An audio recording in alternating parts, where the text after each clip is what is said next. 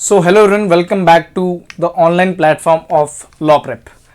So कैसा हो कि जैसा हम लोग सुनते आए हैं कि LLM जो है उसका कोई ख़ास रेलेवेंस नहीं है। ठीक है, कई बार हम लोगों ने ये सुना है कि LLM जो होती है वो तो आप लोग इसलिए करते हो क्योंकि आपको जो है जैसे LLB की तो आपको कुछ समझ में नहीं आ रहा तो you go for LLM। That is the myth that we are going to bust today. हम लोगों ने जो ये चीज़ कई बार सुनी कि LLM जो है आपको तभी करनी चाहिए जब आपको एकेडमिक्स में जाना होता है। ये बात बिल्कुल सही है कि एकेडमिक्स के लिए LLM इंडिस्पेंसिबल है। बिना LLM के आप एकेडमिक्स में जा नहीं सकते when it comes to the legal field.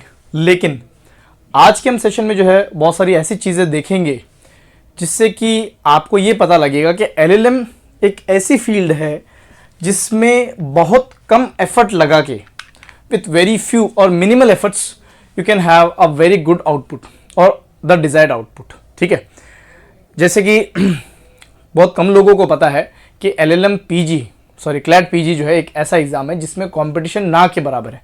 बहुत ही कम कंपटीशन है क्योंकि ये एग्ज़ाम बहुत कम लोग देते हैं। लेकिन इसमें एक पहलू ये है कि क्लैट PG के स्कोर पर आपको जो है गवर्नमेंट जॉब, और वो भी ऐसी गवर्नमेंट जॉब जो है एक प्रेस्टिजियस गवर्नमेंट जॉब जो है वो क्लैट PG दिला सकती है।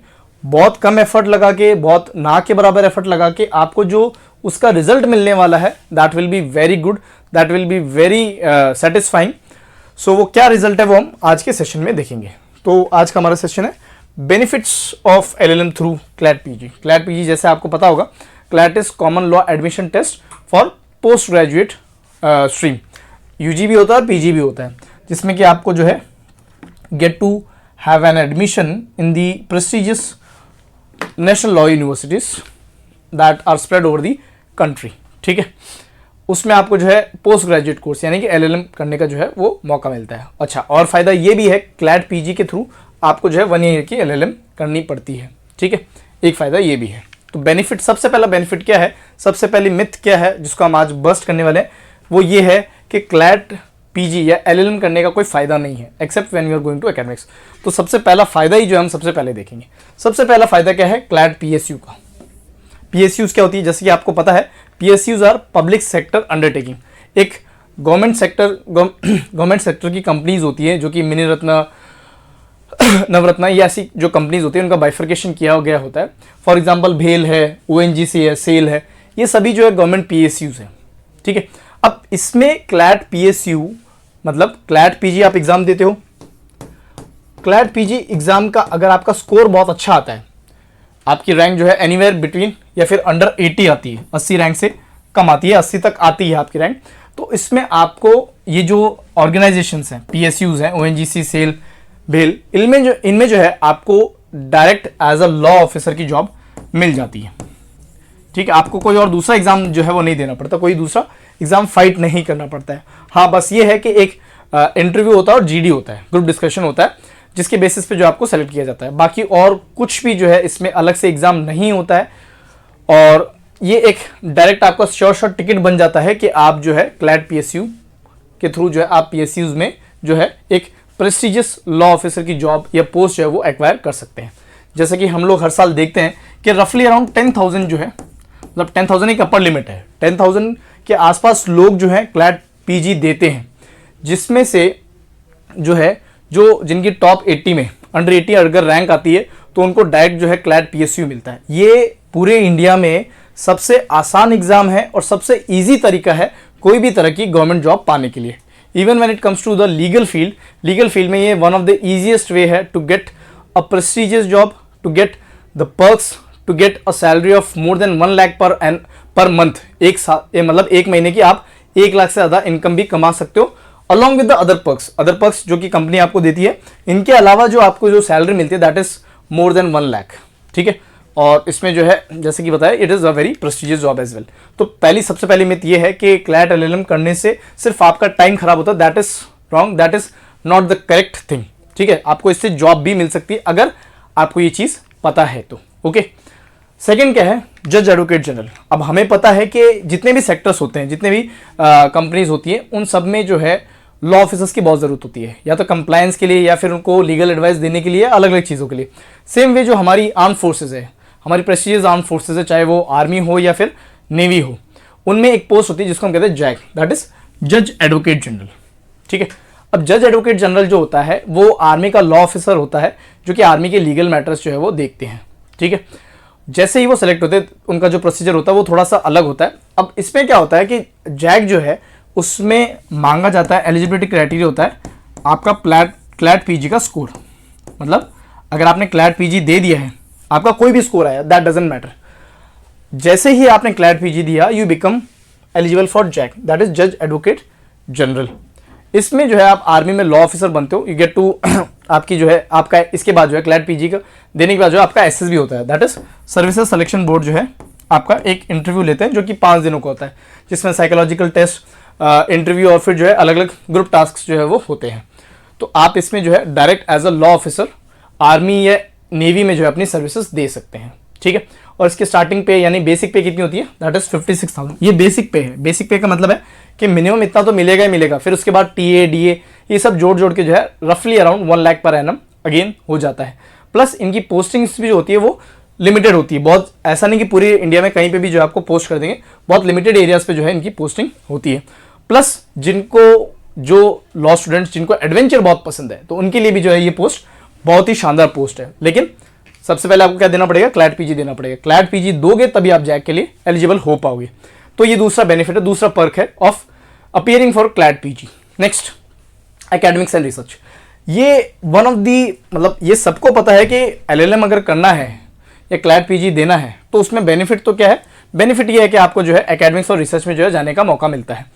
लेकिन इसमें मिलता है आपको नेट जेआरएफ असिस्टेंट प्रोफेसर बनने का मौका। ठीक है, अब असिस्टेंट प्रोफेसर नेट जेआरएफ में क्या होता है, नेट जेआरएफ क्या होता है कि जैसे आप एलएलएम देते हो आप नेट जेआरएफ या फिर नेट का एग्जाम देने के लिए एलिजिबल हो जाते हो, आप वो दे सकते हो। अब अगर आप जेआरएफ क्लियर कर लेते हो तो आपको जो है गवर्नमेंट एज अ स्कॉलरशिप जो है रफली अराउंड 30 to 35 लाख जो है वो अमाउंट देती है। ठीक है, 5 सालों में, इन 5 ईयर्स।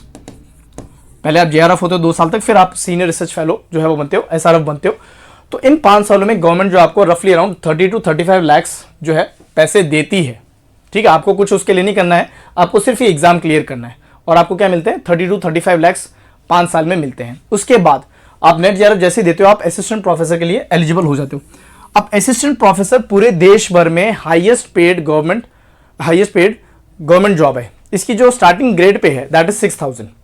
ठीक है, 6,000 किसी भी गवर्नमेंट जॉब की 6,000 जो ग्रेड पे है वो स्टार्टिंग ग्रेड पे नहीं है, असिस्टेंट प्रोफेसर की है। प्लस इसमें एक बहुत प्रेस्टिजियस जॉब है, वर्क लाइफ बैलेंस भी उसमें आपको बहुत अच्छा मिलता है and you get to mentor law students.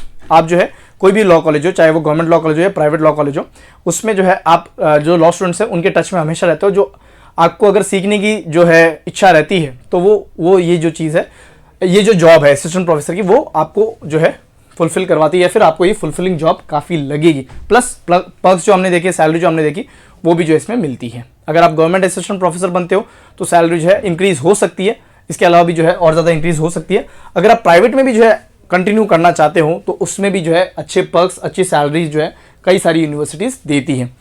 ये तो जब आप असिस्टेंट प्रोफेसर लग जाते हो तब होता है। अगर आप जेआरएफ क्लियर कर लेते हो तो आपको डायरेक्टली जो है 30 to 35 lakh over the course of 5 years आपको मिलते हैं। उसके बाद आप जो है असिस्टेंट प्रोफेसर के लिए भी अप्लाई कर सकते हैं, प्लस आप रिसर्च की फील्ड में ही जो है आगे बढ़ सकते हैं और रिसर्च करने के लिए भी जो है आप कई सारे गवर्नमेंट एजेंसीज को ज्वाइन कर सकते हो। तो that is also a very good option, very good career option.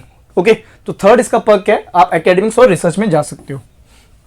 Okay, उसके बाद next, desirability of LLM in many government jobs. कई सारी जॉब्स होती है, चाहे वो गवर्नमेंट हो या नॉन गवर्नमेंट जॉब हो, उसमें स्पेशलाइजेशंस मांगते हैं।